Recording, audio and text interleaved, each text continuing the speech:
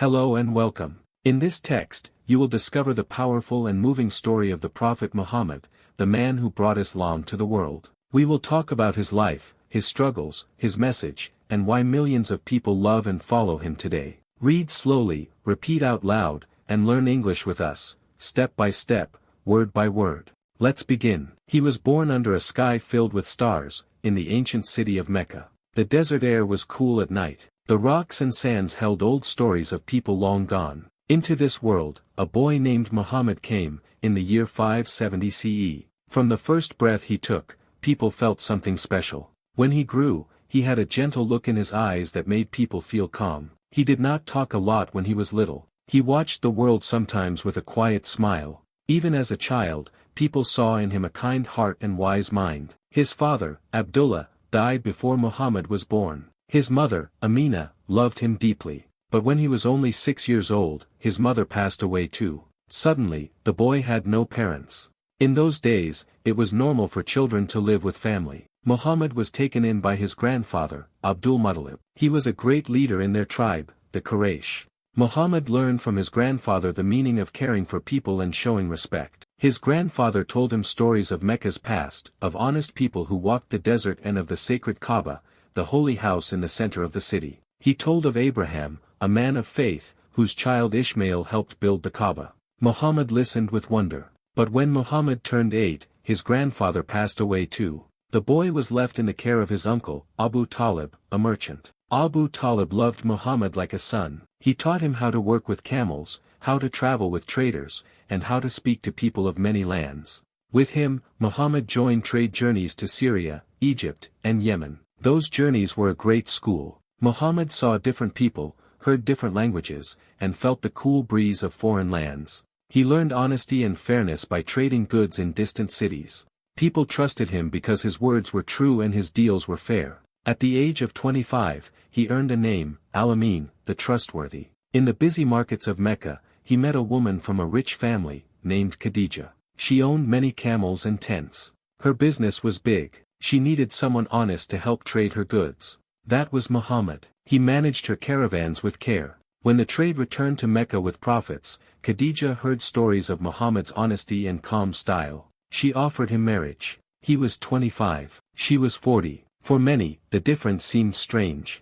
But Muhammad did not care about age. He cared about truth and deep feeling. Khadija cared about his good heart. Their marriage was happy. They loved each other. They had children. Their home was calm and caring. During those years, Muhammad felt deep inside him a quiet sadness. He thought a lot about life's purpose. He often walked away from Mecca's hustle to a shady cave on a mountain. He went there alone. No one spoke. No one disturbed him. He looked up at the sky. He looked at the hot stones. He thought about God, the one who made the stars and the winds.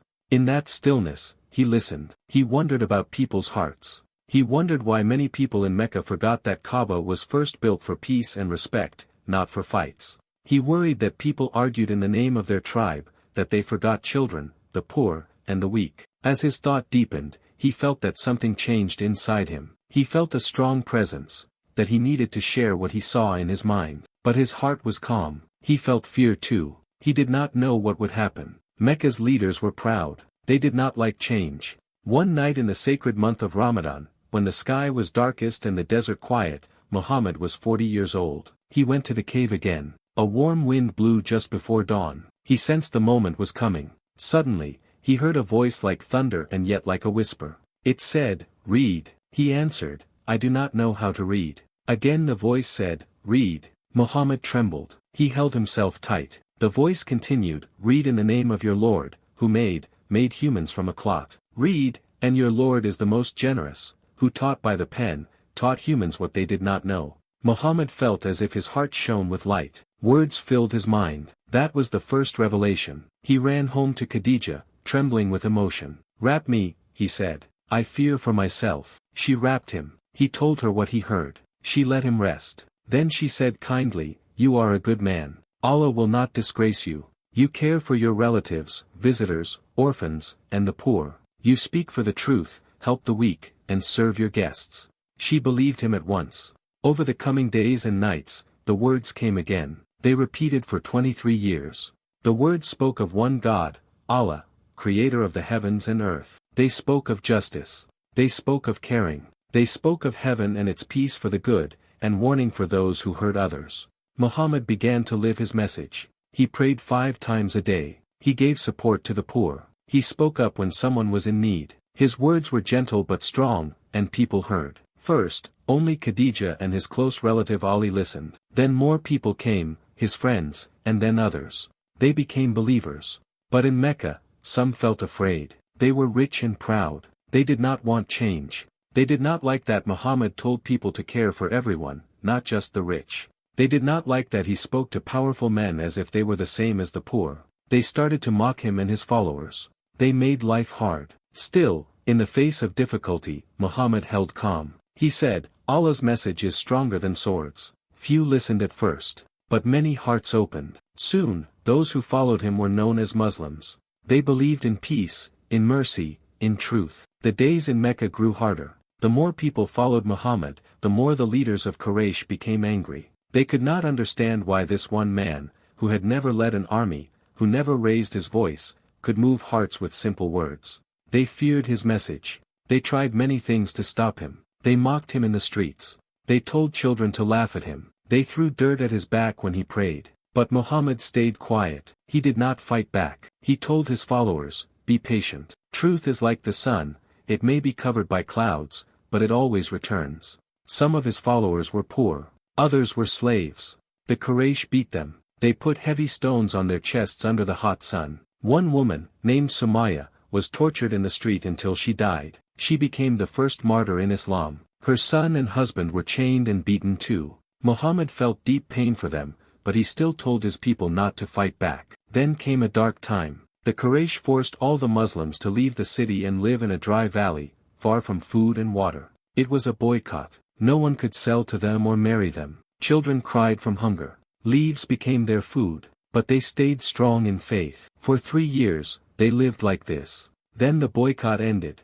but the pain stayed. Soon after that, 2 people Muhammad loved most passed away. His wife Khadijah died. She had been his support, his peace, his best friend. Then his uncle Abu Talib died too. He had protected Muhammad from harm. Without them, Muhammad stood alone. That year was called the Year of Sorrow. Still, he did not stop. He went to a nearby city called Taif. He walked for days through the desert. He hoped the people there would listen to his message. But they did not. They mocked him and threw stones. Blood ran down his feet. He sat alone under a tree outside the city. In that moment of pain, he prayed, O Allah, I complain only to you. I ask only you for strength. And something beautiful happened. A servant from a garden nearby came with grapes. He heard Muhammad say, Bismillah, in the name of God, before he ate. The servant, who was from a faraway land, was surprised. That is not something people say here, he said. Muhammad smiled and told him about Islam. The servant believed at once. On the way back to Mecca, something even more amazing happened. One night, when he was resting, he was taken by the angel Jibreel on a strange journey. He rode a white animal called Al-Buraq, fast as lightning. He flew to Jerusalem, then up through the skies. He met the spirits of prophets before him, Abraham, Moses, Jesus. He stood before God. That night, called Al-Isra wal Miraj, changed his heart forever. When he returned, he told the people. Some laughed. You say you went to Jerusalem and returned in one night, they said. But his closest friend Abu Bakr believed him at once. That's why he was later called as Siddiq, the one who tells the truth. Though Mecca was still full of danger, something new was happening. In a city far to the north called Yathrib, people were ready for change. They were tired of fighting between tribes. Some of them met Muhammad during a yearly pilgrimage and listened to his message. They believed. They asked him to come to their city to bring peace. One by one, more people from Yathrib accepted Islam. They promised to protect Muhammad. They invited him to be their leader. At last, after years of sadness and struggle, a door opened. Muhammad told his followers, you may now leave Mecca. Quietly, in groups, the Muslims began to move north to Yathrib. They left their homes, their businesses, even their families. They left everything behind for faith. It was not easy. Some were caught, some were beaten, but many reached the city safely. Muhammad stayed behind. He waited for the command to leave. One night, the Quraysh made a plan. They would kill him in his sleep. But God told Muhammad to leave that very night. He asked his cousin Ali to sleep in his bed, under his blanket, so the killers would not know he had gone. Then Muhammad left with his friend Abu Bakr. They hid in a cave called Thor, just south of Mecca. Their enemies searched the mountains. They came close. Abu Bakr was scared, but Muhammad said, "Do not be afraid. God is with us."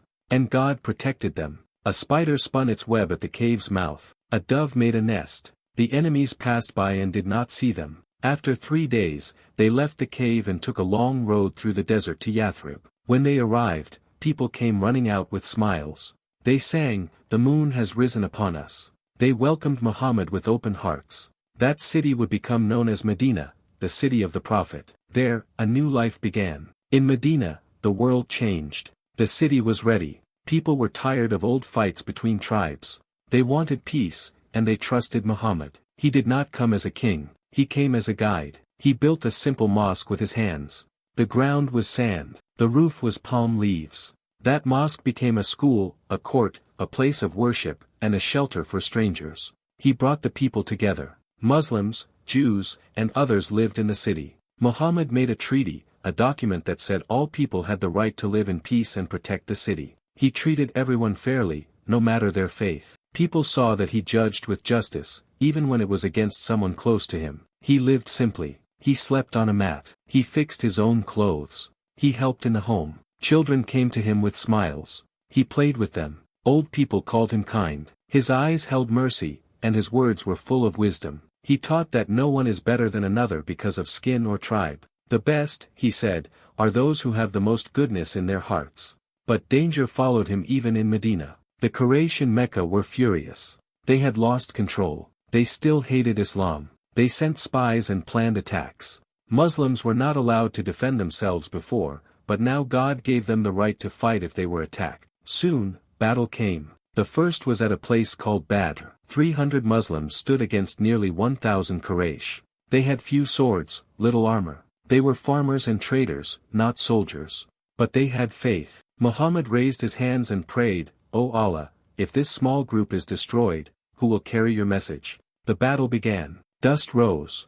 Arrows flew. But in the end, the Muslims won. It was a shock. The Quraysh were shaken. The Muslims cried in joy. It was a sign. But trials were not over. 1 year later, the Quraysh returned, this time with 3,000 fighters. The Muslims met them near Mount Uhud. At first, the Muslims began to win. But some of them left their posts, hoping to collect the spoils. The enemy saw an opening and attacked from behind. Chaos followed. 70 Muslims died. Muhammad was hurt. Blood ran from his face. His tooth broke. His followers carried him to safety. The lesson was deep. Obeying the Prophet fully was more important than the outcome of any battle. More years passed. Peace was broken, made, and broken again. Another battle came, called the Battle of the Trench. This time, the Quraysh came with 10,000 men. They wanted to crush Medina. But Muhammad used wisdom. He and his companions dug a deep trench around the city. The Quraysh could not cross it. After weeks of siege, a great wind blew. The Quraysh, tired and afraid, ran back to Mecca. Medina was safe. After that, Islam grew stronger. Tribes began to visit Medina, asking about this new faith. Many saw its beauty and justice and chose to believe. Still, Muhammad did not seek revenge on his enemies. He wanted peace, not war. One day, he had a dream that he would enter Mecca peacefully and visit the Kaaba. He told his companions. They marched with him, dressed not for battle but for pilgrimage. They brought no weapons. But the Quraysh stopped them near Mecca. They would not let them enter. Tensions grew. Instead of war, Muhammad signed a treaty, the Treaty of Hudaybiyah. Some Muslims were upset. The terms seemed unfair. But Muhammad saw further. He knew this treaty would bring a pause in fighting. It would give time for truth to reach more hearts. And it did. 2 years later, Mecca broke the treaty. That gave Muhammad a reason to return. But this time, he did not come with hundreds. He came with 10,000 believers. They walked quietly through the desert, reaching Mecca in peace. The Quraysh saw they could not fight. They waited, afraid. But something amazing happened. Muhammad did not take revenge. He entered Mecca with his head bowed. He forgave the people who hurt him, who killed his friends, who tried to kill him. He said, "Go, you are free." He walked to the Kaaba and removed all the idols. He prayed alone inside. Then he said, "Truth has come, and falsehood has vanished." Mecca had become the city of peace once more. After Mecca opened its gates to Islam, the message of Muhammad spread far and wide. Tribes from across Arabia came to him, not just out of fear or power, but because they saw something pure. They saw justice. They saw mercy. They saw a man who led not from a throne, but from prayer. He did not become proud. He still walked in the market. He still ate simple food. He still smiled at children and listened to the poor. A woman once said to him, "I need to talk." He said, "Sit anywhere in the street and I will sit with you." That was his way. Soon, letters were sent beyond Arabia. He wrote to kings and emperors, inviting them to believe in one God. Some answered with kindness. Others ignored or mocked. But the message kept traveling, from the deserts of Arabia to the rivers of Persia and the cities of Byzantium. One day, near the end of his life, he stood in front of a great crowd, over 100,000 people. It was his last pilgrimage. On the plain of Arafat, with the sun above him and silence all around, he gave his final speech. He said, "O people, listen to my words. Treat others as you wish to be treated. No Arab is better than a non-Arab. No white is better than black, and no black is better than white, except by piety and good action. Every Muslim is a brother to another Muslim. Return what is given to you in trust. Do not hurt others.